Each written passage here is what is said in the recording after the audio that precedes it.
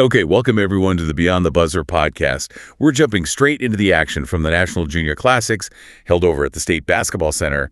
And just quickly, apologies right up front. If we stumble over any names here, we'll do our best. So let's get into it.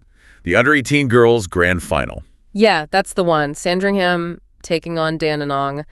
And Sandringham got the win. 63-46 was the final score. Right. And looking at how it started, that first quarter, it seems like Sandringham, well, they found their footing pretty quickly. There was that 12-5 run. Exactly. They found a rhythm. Madeline Angus, Madison Ryan, they got involved early. Some good finishes, hitting the boards hard. Meanwhile, Dandenong, sounds like they had Marianella Fakalata hitting from outside. Yeah.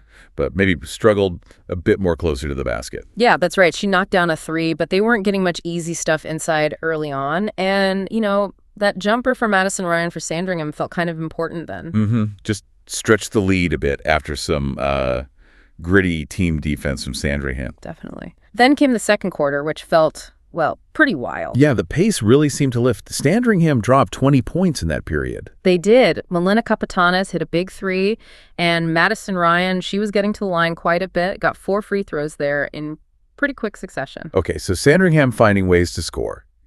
Dandenong got some points inside from Bridget Kata, looked like 6 points. Yeah, Kata was working inside, but the real issue for Dandenong seemed to be foul trouble. Key players like Push and Dimkopoulos picking up fouls. It just sort of disrupted their rhythm, Absolutely.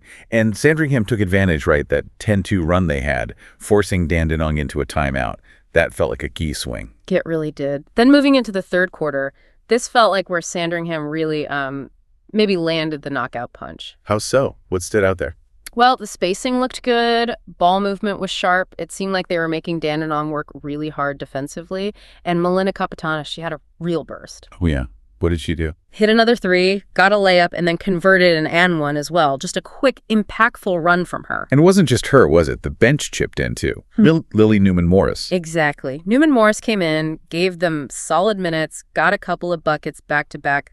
Depth really showing there. You're right. Dandenong did answer back with a couple of threes, Fakalata again, and Camphausen too. They did, yeah. They kept fighting, but they were definitely chasing the game by quite a bit at that stage. And the telling thing for Sandringham in that quarter, they had scoring from 6 different players. Wow, 6 different players. That speaks volumes about their balance. It really does. So By the time we get to the fourth, it felt more like Sandringham was, managing the game, closing it out. Makes sense. Madison Ryan added a few more important baskets. Yep. And then Georgia Baensch and Michaela Craven had some strong drives late, just sort of sealing the deal. Okay. Fakalata hit one more three for Dandenong, just wouldn't quit. No, she kept battling. But Sandringham used their timeouts well late, controlled the pace, ran the clock down. Game was pretty much decided. So, looking back at why Sandringham pulled it off, that bench contribution feels huge. Angus, Kapetanas, Newman-Morris all stepping up. Definitely a big factor. And also, they just seemed to win the foul game, didn't they? Got to the free throw line more often and made them count. Yeah, that adds up. And defensively, it sounds like their rotations were pretty sharp, forcing Dandenong into tougher shots. Right. On the flip side for Dandenong, that slow start really put them behind the 8 ball. And the fouls.